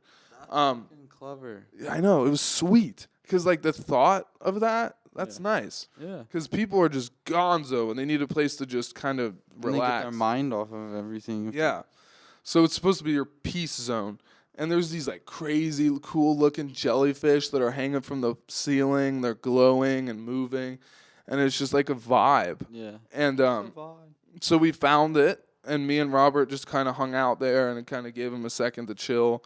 And then the rest of them kind of met up with us there. And we were chilling, talking. It was fun. We're all fucked up. Yeah. After Flume, I started being like, okay, I don't have words. If I get a certain level of fucked up, I can't really speak. Oh, yeah. I remember I kept saying, "Oh my God," and this is fucked. Like that's really all I was saying. Loving everything. Like, was it just like? I was too sleep deprived and anxious to enjoy it. Might have been worse for that. Yeah, it was. So it was. I loved Flume. That was awesome, and I felt good at other times. But that was the thing. I started thinking about how fucked up Robert got, and I was like, am I gonna need to puke? If I puke, am I not gonna stop puking? I need to hold this down. So I kind of felt nauseous, and I held it. I was like, I'm gonna beat this. I'm not throwing up. And so I never threw up, and I was. I was this morning. Yeah, I was, because it's like you can feel your organs. Yeah, bro. You're just like, oh. And so I'm just trying not to throw up for a little bit. But I'm feeling good. Mm-hmm. Just very fucking weird because no sleep. Yeah. And so we're chilling in the Jellyfish Lounge. It's really hitting all of us hard. And then we start hearing this song. Flume starts playing, and it was like a song that we all wanted to hear really bad. It was like, Say It? Yeah, Say It. Say it. So Flume starts playing Say It. Yeah. And we're like, let's go, let's go. Everybody gets up excited, like, oh yeah, they're ready. By the time we get to the exit of the Jellyfish Lounge, we're like, oh, like No. we're just like, I don't know if we can do this. Turn back around. And I'm trying to. No, yeah. So we ended up just chilling in there for a little bit longer, and kind of missing the rest of Flume. Damn. Yeah, But so- you could still hear it though, right? You could still hear it, but you don't get to really enjoy it. And I mean, I'm just glad because we did get at least a solid quarter or half of the set. Yeah. Like when we were me and Cole were watching and we were peeking. Yeah. That was kind of enough for me, but I look back on it now after I know more Flume songs, and I'm like, bro, I wish I could have known these songs because I would be so excited to hear them. And I don't remember hearing some of the songs that they did play. Yeah, it's a different vibe when you know something, know the song or like know the beat. Yeah, because like if you're a fan of something, you're like when it starts, you're like this it's song. hype. It's a hype moment. You're just, and plus when you're peaking, you're like, ah. Yeah. That's why it was so cool when they started playing that Me and You song, because I remember that song from fucking middle school. Yeah. Just watching people make out on this huge monitor. They had like They had the visuals for that. oh yeah, they had like it was like a guy and a girl, 2 guys, 2 girls, Yeah. 3 guys, 3 girls, like just bunches of Oh. people making out, and we're just like Like ah. a fun I'm like, Cole, kiss me. But let's all make love, big circle. I'll be honest, that was the one moment I was like, bro, I wish there was a girl here. Oh fuck. Because I was like, this song's sick. They're just Make making a out. random. Yeah, they probably could. 20,000 people there. I think you can find someone. Yeah. Maybe. Hopefully. And so we kind of miss Flume, and then we're all just really fucked up. Yeah. And it starts to become a blur. I know at one point we went over to, we're just kind of walking around, and we went over to the locker section, and I saw like the creepiest interaction. There was this guy that was like just huddled up, like sitting down by himself on these, like against these lockers. You can just tell he's fucked up by the way he's sitting. And then he starts to stand up, and he's like falling and like just kind of using the wall to support himself. He's like, and then you start seeing he's like drooling. Like he's just like really fucked up, and you start to get concerned for him and stuff. He's blacked out right now. Or? Oh, he's gone. It's not him anymore.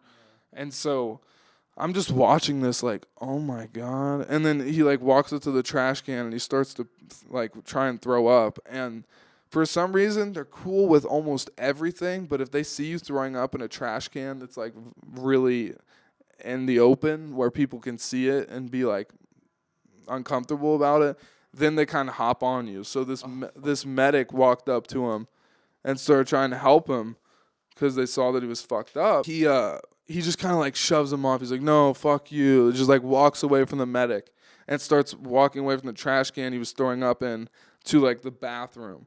And he's just wobbling, just fucking slowly wobbling. And then he starts walking into a crowd of people. The medic's right behind him, and then next thing you know, he's just gone. I don't know where he went.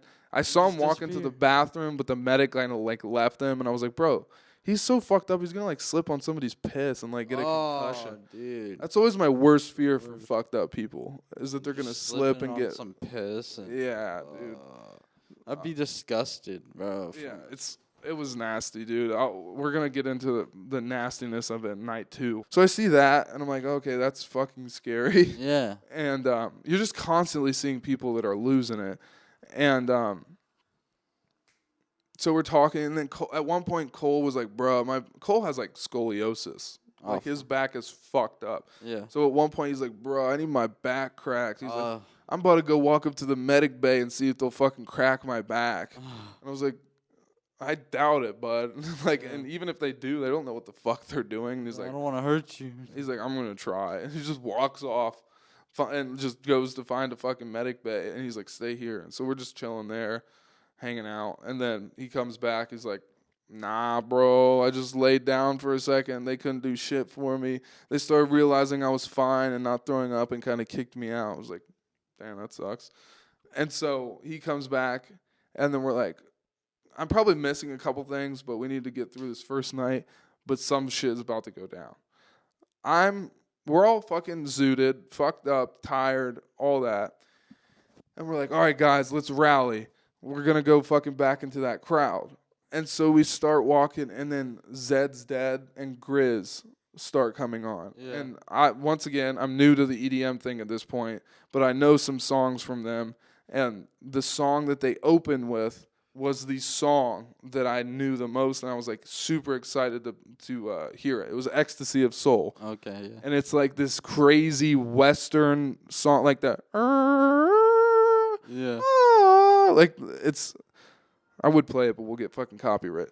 But so this song starts playing, and we all like look at each other like, holy shit, bro, this song, let's fucking go. And so we like walk up to this one spot where it's like we're not really in the crowd, but we're not out of the crowd. We have a good view of the lights and the visuals and stuff. We can hear the music, obviously. I'll put a picture of where we were. There's gonna be quite a few pictures. Anyway, so we go up and this song's playing. We're all fucking super excited, and it's just like the beat starts to drop, and it's like, dude, that song's just crazy. And so we're enjoying it, and then it's like Robert and his girlfriend are in front of me to the left, and Cole's in front of me to the right. I'm standing between them, but kind of like behind them. I'm watching, and these lights are like crazy. Like every now and then there'd be like a strobe that would just hit you like right fucking the right spot. Yeah. And all these lasers and shit. I'm enjoying it for a second. And then the craziest thing happened, like out of nowhere, just zap. All I see is like white and then black. So like the light just got me, and then it's literally like I practically passed out for a second, because I was like, like that scared the dog shit out of me, and it's super hard to explain, but I got fucking zapped. Like the light hit me right at the right spot. I was just fucked up enough and just sleep deprived enough to where it got me, and we kept calling it a flashbang because I can't explain it. It was, you know how you feel when you're on no sleep, and it's just kind of like you kind of feel buzzy, and like sometimes it'll feel like 2 seconds just went by at once. Yeah, that's kind of how this was. But it went from seeing the strobe light hit me in my eyes to black, and so I got. It's like somebody flipped my light switch. Yeah. I was just like. Boop, boop. I think I was literally standing there probably like this for like 5 seconds, what felt like 1 second, and then I just got this huge rush of fear, and I snapped out of it, and I was like, ah! I literally made that noise. It was like, ah! Like a genuine startled noise, and I grabbed both their shoulders in front of me because I was like falling, and I was like, holy fuck, guys. That would be scary as fuck, bro. I thought I had a seizure. I'm not kidding. Oh, fuck. I don't know what a seizure feels like. I don't know what a stroke feels. I don't think it was a stroke, but a seizure. I think I had like a mini epileptic seizure type shit. Yeah. And so I was like, that's not good. That can't happen again. And so I'm like, Robert was like so fucking cool this whole time because he always was talking about like, if one of you guys, this can be overwhelming. You can get overheated, all this stuff. He's like, if you need to sit down, tell us and we will chill. Yeah. Like we need to just make sure everybody's safe and cool. And so this will always be one thing that I really fucking appreciate him for, because I had that fucking thing happen to me. Let's just call it a fucking flashbang seizure. I'm like scared as fuck, and I look at Robert and I'm like, bro, can I sit down? Like I'm not feeling good. And he's like, yep. Immediately just gets me. He's holding on to me. Like we were all holding hands to get through the crowd, so it sounds weird, but like he like holds my hand and he's like, all right guys, we're gonna go to the Jellyfish Lounge. Julian needs a second. And I was like, oh, thank you. He walks me away. We go into the Jellyfish Lounge. I'm just spooked. Like I was scared. I was like, what just happened? Yeah. Because I'm not exaggerating. It was like I literally turned off for a second, and I knew that it happened when the light hit me, and I was like, bro, if I'm fucked up, this could probably happen again. So I'm like kind of tapping out, low-key. And we're sitting in the room. I'm just fucked up. Robert's fucked up too, but he's just enjoying it and like looking after me and stuff. At one point, dude, I look down at where my feet are when I'm sitting in this chair.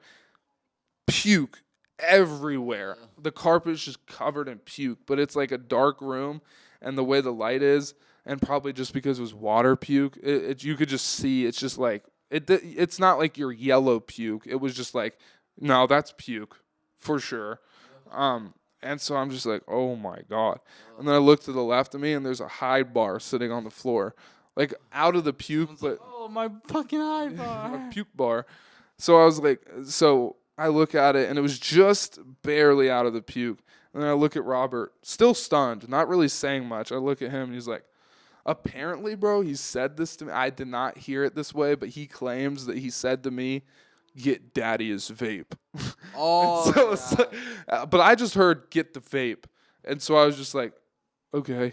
And so I like got my foot and moved it over to me. I pick it up, go to hand it to him. Just all of this is in slow motion because I'm like doing all right, but spooked the fuck out and really fucked it. I just handed it to him, and he's like, thank you. And he starts hitting it? Yeah. Yeah, I was like, dude, I don't know what the fuck is wrong with you. And so we're just sitting there, and I'm like, oh, dude, I'm fucked up. And so we sit there for a little bit, and then the Cole and Robert's girlfriend come back in. Yeah. Like, you guys good? Like, everything okay? And I'm like, yeah, I just needed a second. Mm-hmm. And then they're like, you ready to go back out there? And I was like, yeah. And so I like try and rally and pick myself up. I stand up, start walking. We get like right out of the way it is like the Jellyfish Lounge is like off to the side, kind of connected with the entrance and exit of the whole convention center. And then once you walk out of the exit of the Jellyfish Lounge, it's just this huge open space where the concert's going on. We walk out there, get a few steps in, like kind of starting to get into the crowd, and we stop and we're watching. I'm so scared that it's going to happen to me again that I'm looking at the floor. Or I'll be looking. There were times where like there's crazy lasers going on, and they'd like hit the wall in the back. And so I'd just be looking at the lasers. Like, just trying to avoid getting hit by a strobe light. Yeah. Because I'm freaked out. Go through that again. Yeah. I'm, like, scared and shit. And so I'm like, dude. I didn't say it, but I was like, I don't think I'll be able to enjoy any more of this. And then, luckily, my friends are fucking sick because they see me, and they're also all pretty fucked up anyway. So they're just like, nah, let's just go. Because we made it through most of it, but fucking Zeds dead killed Jew. So we're like, all right, let's just go. And so we like make our way out and start walking out the place. And I just want to say with the first night, everybody was super chill. There was just a bunch of nice people. It was fun, good vibes. And we're leaving, all fucking gonzo. We make it to the car, and then people start needing to piss and puke and everything, and it's like halfway through the drive. Oh, so you had to pull over? Bro, they pulled over in the sketchiest fucking place that you could imagine, just right in downtown, where you could either get pulled over, robbed, or killed. And it's literally, we're like pulled over on the side of the road where you shouldn't be stopped, under a bridge. There's literally a guy sleeping next to a shopping cart full of shit. And I don't know how much you know about Philly and its legend, but like Philly is. I hope I don't have this wrong, but there's a infamous street in Philly it's like Kensington Ave. Okay. Literally at all points of the day and night, so many addicts, so many homeless people. It's one of the worst streets when it comes to just pure chaos. Yeah. Like just dying people, fucking opiated out people, just throwing up and zombified. They say it looks like The Walking Dead. And we're not far from that area, I don't think. No, yeah, didn't they where did they shoot The Walking Dead? No, I mean, we're not that far from Kensington. I know, but where did they shoot That's a good point. That's a good question. Well, a lot of it's there's so many fucking seasons, by the way. I don't know. Wasn't some of it in New York or D.C.? I don't know. I don't know. We don't know. Yeah. You might actually. I think they did shoot some of it in Philly, because I think the city. I don't know. We don't know. That was a repeat. By the way, not to get too off track, but like when a show starts to get into that many seasons, it just turns into dog shit. Yeah, because they just don't know what to do anymore. And they start going so like into like they're like there's nothing really to talk about, so we need to make new shit, and then the new shit is like always seems to be like magic or fucking unbelievable stuff. It's like the first couple seasons of Walking Dead, it's good because it's written well, it's good characters, it's interesting, and it's just a basic show about a zombie apocalypse. And then season 7, it's like a wizard comes in, and we find out that the virus started from wizardry and witches. Like, I'll be honest, I haven't seen the last 4 seasons, so I don't really know fully what I'm talking about, but I know that like the main characters have died at this point. Yeah. Fucking Carl died. I didn't see that, but I've heard that Carl died. Like, what the fuck? How are you gonna kill Carl? It's a kid. Daryl's barely in it. Fucking Rick is apparently going to. I thought Rick died. I guess he's like coming back soon. Oh. Or he just came back in one of the recent episodes. Yeah. But I don't know why I went on that tangent. But like shows need to know when to stop. Even though I love like Breaking Bad, I kind of wish they would have made more seasons. But at the same time, I'm kind of glad because they never made a season that felt pointless. Back to where we're stopped on the side of the street. And we're just so, like, there's got to be cops just waiting for people to leave this festival knowing everybody's fucked up. Because there was police in there looking at people. And I actually got to give them props because they could have straight up just arrested whoever. Yeah. They could have been like, yeah, you're fucked up, disorderly conduct, the intoxication, all that shit. But they were just watching. So we're like, bro, they're going to know that people are leaving this place and then look to get people DUIs and all types of shit. So we're like, we got to be careful. And so we're stopped on the side of the road. Fucking I forget who, but somebody was like peeing outside of the car. And I'm like, bro, we got to go. Somebody's going to walk up on us and we're going to get arrested. And so it's just a bunch of anxiety and we like they finish peeing, get back in the car, we start driving, and then Cole's like, I have to piss so fucking bad. Like, he starts saying, I have to pee so bad. I'm like, bro, you can make it. He's like, dude, it's fucking hurting. Like, we're just, like, trying to coach his bladder to the fucking hellhole that we have to sleep at. We get back, and we get back safely. Everything's fine. Yeah. And that's about the first night. And I'm going to try and go through the second night a little quicker. This is when shit gets dark. It gets dark, my boy. So we wake up. Everybody's much more rested now. We're chilling. But still, I was kind of grumpy, bro, because at one point, like, I wanted to go back to get one of those slushies that fucked me up the day before because I was like, here's what I need to do. I need to get a couple of those, drink them before the show, and then I'll be gonzo at the show. Mm-hmm. And so, but they were like, bro, that's not where we want to go. And I'm like, really? like it was just kind of annoying. Whatever. And I also forgot to mention that when we got back to the Red Roof Inn that first night, motherfuckers were up talking until like 6 in the morning. And so, like, I couldn't even go to sleep. People were like, Julian, wake up, do this. Julian, wake up, do this. What are you doing? Going to sleep, you pussy. And I'm like, bro, I just had a seizure and I'm on no sleep. Let me fucking pass out in this roach hole.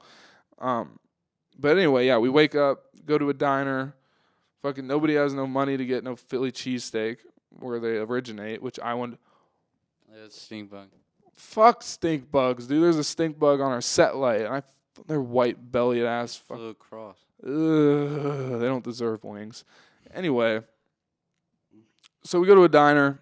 We enjoy some food. Fucking Robert gets like an app platter again and just eats it. Just so much fried food. Enjoy our meal. And then we, get ready. There's not much eventful stuff that goes on from the time we ate at this diner to getting to the festival again. Yeah. We get there this time, and bro, as we're walking up, there's so many people just trying to sell you shit.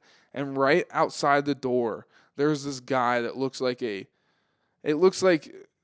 post-apocalyptic man or like a homeless man, and he has this shopping cart. There's like 6 huge canisters of like nitrous or what's that shit that people huff? Yeah. Just huge tanks. Like I'm not talking like a tank. No, a tank, like a big fucking tank. And there's like 4 or 5 of them. He's like, anybody need nitrous? Anybody need nitrous? And he's just got like balloons and shit trying to sell it to us. We're like, no, fuck that. And then, we get back in there. We fucking start having a good time again. People indulge in some of the shit that we indulged in the night before. I'm like, nah, bro, I'm good. I was like, I don't want to have another seizure. And so definitely don't want to go through that again. Yeah, and I've come to find out it was probably just because I was on no sleep. But anyway, we start hanging out, and then this was one of the nights where we start realizing, like, bro, the water tank that people are getting water from to fill up their bags, it's not locked. If somebody was a psychopath and wanted to do fucked up shit, bro, they could just sprinkle Molly into that water. Everybody. So many zombie people if you did that, bro. A whole fucking show, a whole crowd of people just like... Yeah, the concert becomes the concert goers. And so I should finish this today, right? We shouldn't make it 3-part. No, we got to get back into the regular show. I'm going to finish this today. So, first thing, we immediately start, as we're hanging out, I'm just going to go through some of the key moments. First of all, we saw so many fucking carts on the floor. Like, full THC carts, hopefully. Like, there was this one point where this guy walks by all of us, and he drops a pen and just keeps walking. And we all look at it like, I'll take that. And so we just pick it up. And, by the way, total dumb move to pick up a random pen that somebody just dropped and just start smoking it. Move to pick up anything at a rave that people just... And then put it in your mouth. Yeah. So we did that. We pick it up and start ripping on this cart. And that was a fun little thing that happened. But we would see carts just everywhere. And also, this time, bro, there was way more people fucked up, like sleeping on the floor. All like the corners of the rooms were just mounds of bodies. And like, so you're just like, ooh, something feels a little off tonight. So you saw shit on the floor. Was there anything like weird that you had to watch out for? Like, do you see any hardcore like things on the floor? No, I didn't see no needles or guns or bombs or anything, but... Any sketchy times? Like, well, I'm going to get into it, bro. It gets fucking dark. This was the night I spent like $60 on these fucking seltzers. And so I give myself a nice little buzz where I fucking snatch a pen off the ground, Bro, fuck out of here. Kill it. Stink bug, bro. You're not a guest on the show. I'm going to fucking kill it, bro. And these stink bugs aren't even real stink bugs, That's going to be the intro. No, it's not. But stink bugs that you see in Ohio, like the common ass ones, bro, they don't even have the stink in them. They're just off-breed fucking genetic monsters. They don't have that in them. Those are rare now. That motherfucker probably don't even stink. But I think you crippled it, bro. You should put it out of its misery. He's just chilling. You talk about hardcore shit that I saw? I saw some fucking pretty nasty shit. You want to know what I saw? What? I saw this guy. Don't fucking look at the notes. That's a spoiler. I saw a guy. He had Coke on his phone, right? Yeah. So he's sitting there he's got a bunch of lines of Coke, and then he puts this dollar bill up to his nose, right? Uh-huh. His nose starts gushing blood. Yeah, that's fucking nasty. Gushing. Still does the line. He's bleeding onto his phone. This dollar bill is turning red. He's doing fucking Coke and with a bloody dollar bill. He just snorted all that blood back up, too. Yeah, bloody Coke. Didn't even phase him. He's sitting there like, and then you just start seeing the blood just start coming out from the sides of his nose that aren't covered with the dollar bill, and it's just fucking pouring onto his phone. And just, dude, I was like, whoa, that's a ghastly creature. Yeah. And so we see that. That was pretty fucking crazy. So we're enjoying the show. Kind of uneventful for we were having fun and enjoying it, just a kind of a casual night. But for the first half, we got there a little later this time. We're trying to make it through, and then the second half starts coming around, and everybody is a little more fucked up than they were the night before, including the people around us. So, except me, I was just tipsy. I was pretty much the sober one, and so we just start seeing more fucked up people. People aren't feeling good. Okay. So we all have to go to the Jellyfish Lounge. I'm fine, but everybody. Second day, you gotta go back again. Yeah, we gotta go back and chill. It's easy to get in and out of. We were hanging out there a lot the second night, actually. Okay. And so everybody's not feeling good. We sit down at Jellyfish Lounge. Cole's like, I'm gonna go to the bathroom. Okay. And then he goes to the bathroom, comes out looking fucking shell shocked. He looked stunned. I was like, bro, are you good? He's like, I just saw the nastiest shit I've ever fucking seen. And I was like, what happened? What happened? What happened? He's like, bro, I walk into that bathroom. There's guys fucking each other. There's girls and guys fucking each other. Just people are fucking everywhere. He walks into a stall, opens it up. There's a guy kneeling in shit. Shit everywhere on the floor. This is how he explained it to us. Just shit on the wall, shit on the floor, fucking shit. He's in the shit, digging through it. Just like the guy with the puke the first night. No, he's just fucking digging through the shit.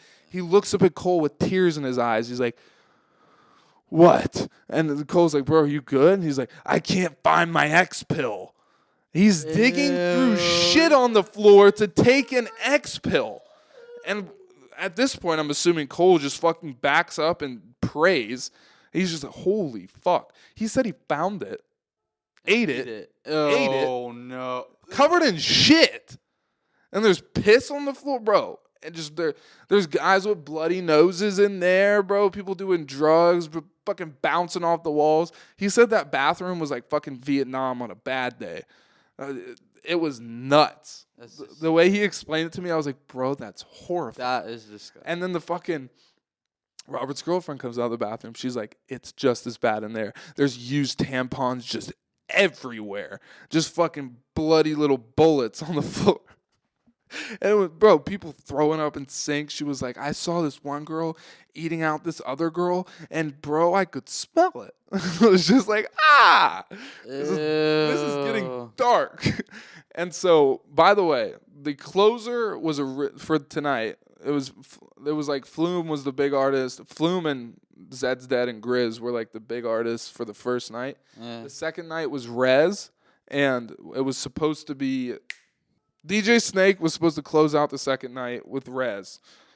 DJ Snake got COVID, so he cancels. Okay. We're kind of upset about that. But so we're sitting in the Jellyfish Lounge around the same time that Rez is supposed to start. They come out of the bathroom shell-shocked. We're sitting there. People still aren't feeling too good. We're sitting up against the wall just chilling. And then this guy walks past us, and this is when things start getting dark.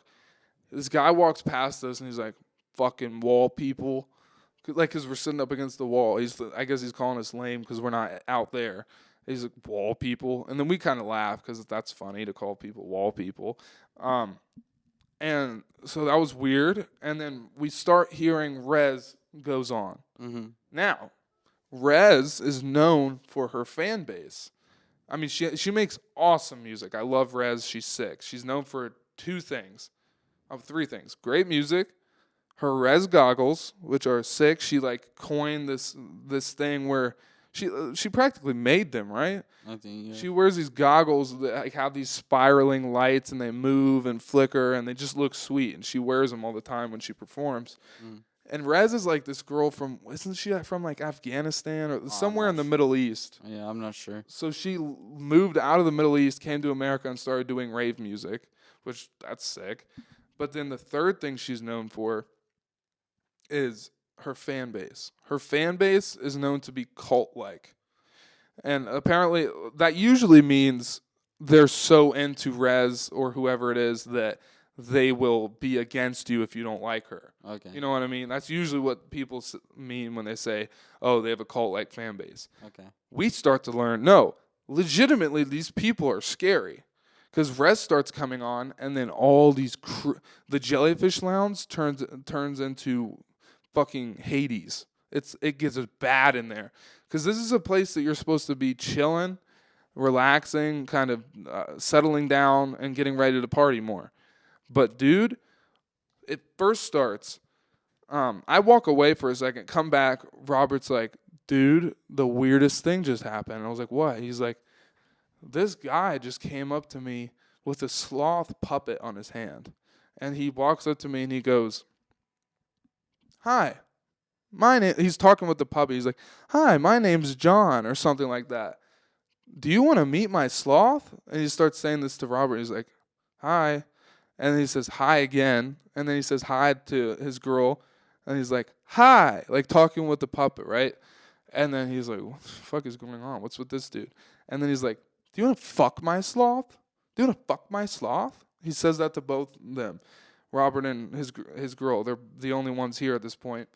And he's like, do you want to fuck my sloth? And then this girl comes out of nowhere. She's like, I want to fuck your sloth. And then he's like, all right, fuck my sloth. And they just start going back and forth. Fuck my sloth. I want to fuck your sloth. We can go fuck in the bathroom with your sloth. And it's just weird. And then they walk off together in separate directions. Oh. Separate. So just think about that. This guy's talking about some random ass shit, and then a stranger comes up and I'll fuck your sloth. And then they walk away. So you think you're just like trying to trip him out or something like that? Or? Yes. That's what was going on. Because listen, it starts with that, and then I get back. He tells me the story. And I'm like, oh, that's crazy. I'm chilling. And then this girl in like this robe, like a dark robe, walks up, and she's got a fucking pentagram on her forehead, painted in red paint. And she's like, here, do you want a balloon? And she hands me this balloon, and it's like stringless balloon. It's a clear balloon filled with these little sparkly golden flakes. And it's cool looking. I'm like, bro, this is sick. Thank you. And so I'm just kind of fucking around with it, bouncing around. And then I look around, and I'm like, nobody else has a balloon. Why do I have a balloon? And then we all started talking about it. We were like, wait, if this balloon pops, everybody in here is going to freak out. So I should be careful with this balloon. Yeah. This balloon is a great responsibility. And so I stopped bouncing around with it and playing with it, enjoying it. And I'll explain why I make a point to say that. And so I'm like sitting there looking at it, just, we're talking. Girl comes back a couple minutes later. She's like, I want my balloon back. And I'm like, okay, here's your balloon back. And then she walks away. And Robert's like, bro, this is exactly what I'm thinking is happening. If you were fucked up and that girl gave you a balloon and then took it away from you, if you were feeling as fucked up as you were last night, you would probably think you did something wrong and start kind of just having bad vibes. And I know that's a bit of a stretch, but it was very random. She gives me a balloon, then takes it back. No reason for either one of them. And so I'm like, oh, that is kind of weird. And she did have a pentagram on her forehead. Rez is still playing in the background. Keep this in mind. And then I asked some people, I told them about some of the things that happened. They were like, well, she probably didn't. I was saying this in Radiate, the Rave app. I was like, I told them, and they were like, oh, she probably didn't think you were enjoying it or like making the most out of having it, like being grateful for the balloon. I was like, first of all, if you're going to give it to me, I should be able to do with it what I want. Why are you? But second of all, no. Like, that's a stupid point. So that was weird. And then we start seeing this couple. They walk up, like, kind of in front of us, but they're, like, by a different group of people. Okay. A group of people that are clearly fucked up.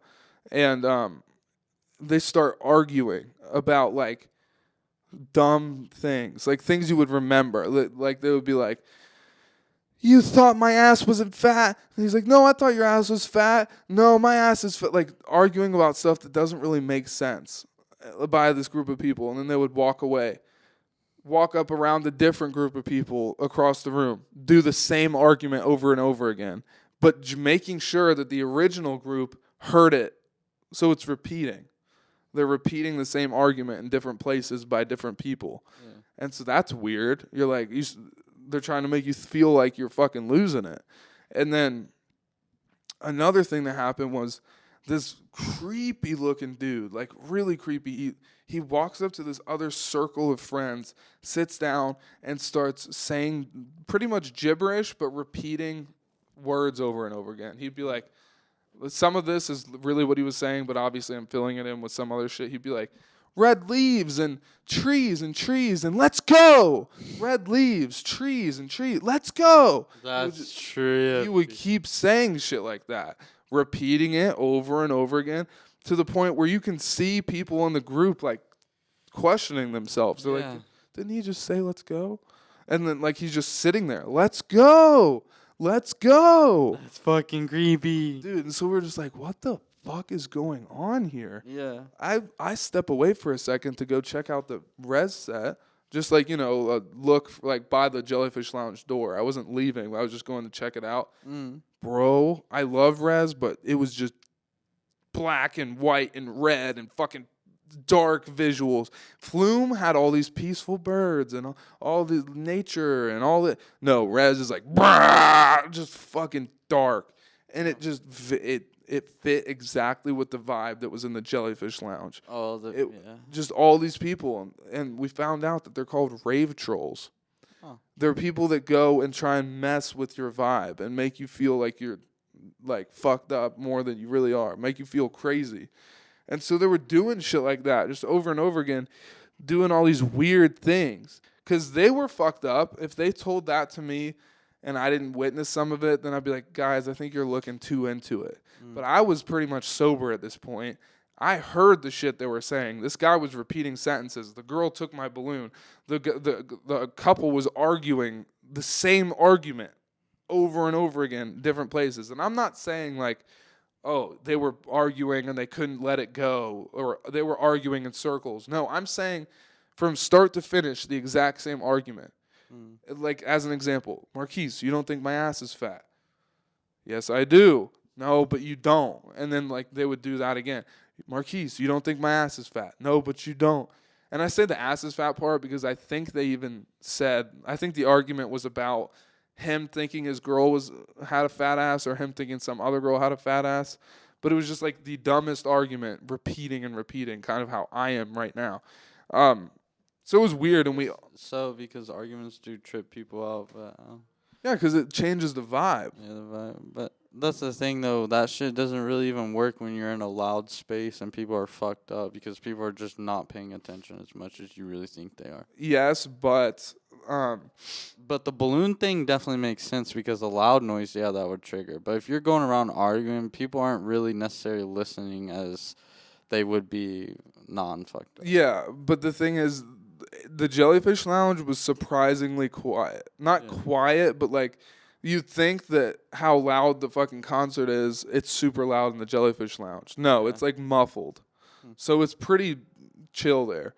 Other little fun note, at one point they walked up, we were all sitting together, probably looking to other people like we were fucked up, and this Liquid Death worker comes up. He's like, you guys want some waters? And just starts handing out free Liquid Deaths, which was so helpful. Yeah. Like, and they're free, and if you buy them, they're $5, and he was just handing them out. And on the second night, we found out like you can, if you go up and ask the right people, you can get a water for free at any point. Yeah. Oh, and the other thing was we started realizing the workers there, like security and medics, they were getting fucked up too. We saw medics like on Molly. That's wild. And so we were like, dude, there's no help here. No. And so once things started getting dark and all of us were like creeped out, we're like, let's just go. Because Rez was, nobody was in the state to be able to enjoy it. We had already been there for like 5-6 hours. And then Rez was the finisher, like the closer. So we were like, yeah, we might as well just go. Nobody's feeling good. And so we start to leave. And bro, as soon as we get out the door, two guys in black start following us. They're following us to like wherever we're going, and we can just tell. You can see them out the corner of your eyes. They're just like behind you. And we're like, what the fuck? This is weird. Yeah. And then we look back at him, and there's this girl that comes from out like an alleyway, and she drops her phone, but she's with her friends, and her friends start walking off, and she's like, hold up, guys, I dropped my phone. You see the two guys in black, they're not black guys, they're two guys dressed in all black, pick up her phone, just walk the other direction. So they're snatching phones, just waiting for people to come out fucked up and just snatch your shit. What? Yeah, so that we were like creeped out by that because there's all these people selling drugs and selling fake shit. Yeah. So like, and it's coming out of a rave. So if you're a fucking criminal, you're gonna be like, yeah, these are easy targets. Oh yeah. They're fucked up. They're young. They're this. They're that. So we saw a lot of that. And come to find out, when we talked about it on Radiate, apparently pickpocketing was at like the worst it's ever been that year. And I fucking forgot another thing. The other weird, creepy thing that happened before we left was a random guy. I had been sitting down with the friends for like 10, 15 minutes, same spot.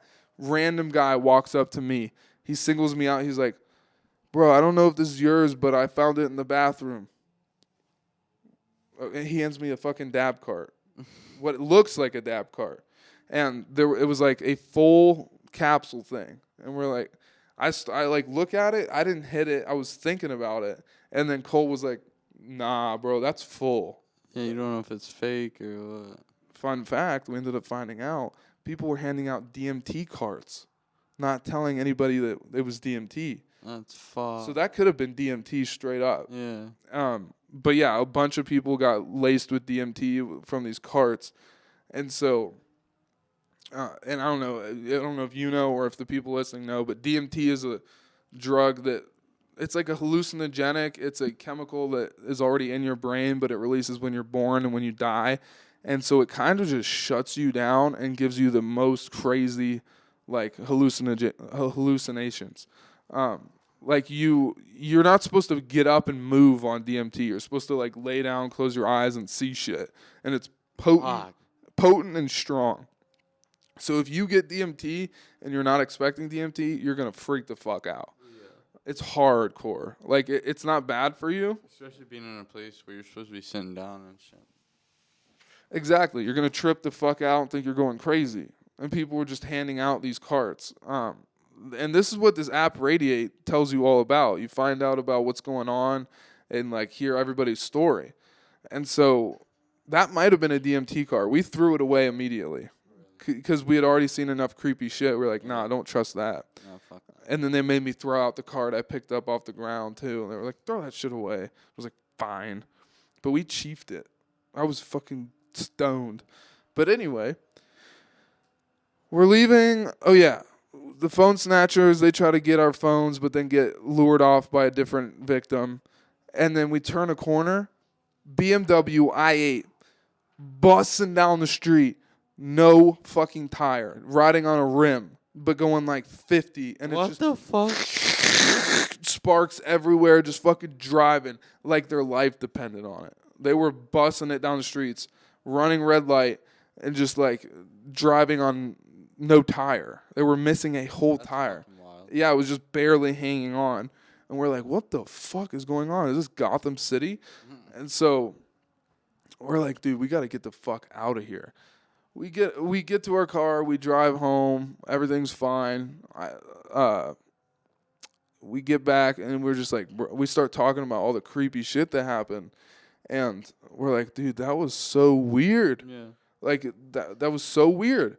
And then as we're talking about it, Robert's girlfriend is fucked up, like zombified. Like she was just wobbling around, and then by the time we got back to the room, she hit the bed and passed out. Mm-hmm. And then, so the first thing that happens is we're talking about the scary shit, and then somebody mentioned they're like, Cole was like, bro, she's sleeping with her eyes open. You got to fix that. She's sleeping with her eyes open. And I look at it the first time, I'm like, holy shit. And he's like, I'm going to do the movie thing. And he moves her eyelids down, and it works for a second. And we keep talking about creepy shit to the point where I'm getting creeped out just talking about it. And another while we were talking about the creepy shit, Robert like texted this one person on Radiate and told him about what happened and was like, "Why do you think this happened?" And then they said the weirdest thing. They were like, they sent an okay sign, and we're like, "What?" And then he was like, "What do you mean?" She was like, "Tomorrow." And we're like, "What? What the fuck?" And we started like joking around / talking about like, what if I was texting this other person on the app and I was like, "Bro, what if I say this to them and then they say the same fucking thing? Okay, tomorrow." And we were like, they didn't. I told this person about it, but they didn't say the same thing. But we got creeped out just talking about everything that happened and then like imagining if these people were like in on it. And they're like, okay. And then as we're talking about it, I look over, her eyes are open again and she's staring at me in my soul. Like, I look over and you'd think like she's just like looking over at the wall or something, but like I hit it at the perfect angle to where she's staring at me like I'm staring at you, just asleep though, and her eyes look dead. Like she just looks like a dead body but just staring at me. That's creepy. And it hit me at the perfect time where I literally jumped. I was like, "Ah!" And I like turned around and like practically held Cole. I was like, bro. Her eyes, no, you got to close those eyes. She hit me right with the eye contact, and it was so startling, and she looked like a dead person, and I was just like, oh, fuck. Soul's not there right Yeah, exactly. Like, just fucking turned off, eyes open, like a ghost. And so it was just like, bro. She just gets up. That's the funny thing, bro. I freaked out so bad that, like, she woke up and started laughing, and then she tried to keep doing it to me. Like, keep freaking out, but she was, like, awake at these times. And Cole was freaked out, and my reaction, like, made him laugh. He's like, "Bro, that's just what I needed. I needed to laugh at something." And I was like, okay. And then, like, an hour or so passes by. We're still talking. She passes out again, still super fucked up. Yeah. And then she's literally laying down like this, and then she just gets up, slowly, like, bends, like, you know, if you're laying down, sit up, like, slowly goes to the edge of the bed. She's sitting there for like 2 minutes, just rocking back and forth. And then I'm like, bro, what the fuck is she doing? Yeah. And she starts to stand up. And she's like wobbling to the bathroom. And I'm like, Robert, get her. She's going to fall. And she's just wobbling.